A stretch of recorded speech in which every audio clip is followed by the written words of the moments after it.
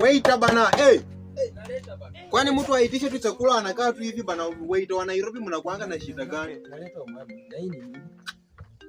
Unatumianga gani? Nimekuleta hapa chakula. Sasa mtu anaitisha chakula angoje tu ufunue ukule. Si nimeleta. Shida ni nini? Sasa hii ni chakula ya ngapi wewe? 650 Wewe kichwa yako uko na timamu. Hii chakula ya 650. Wait, suliitisha chakula nikakuleta. Nani alikutuma Nairobi?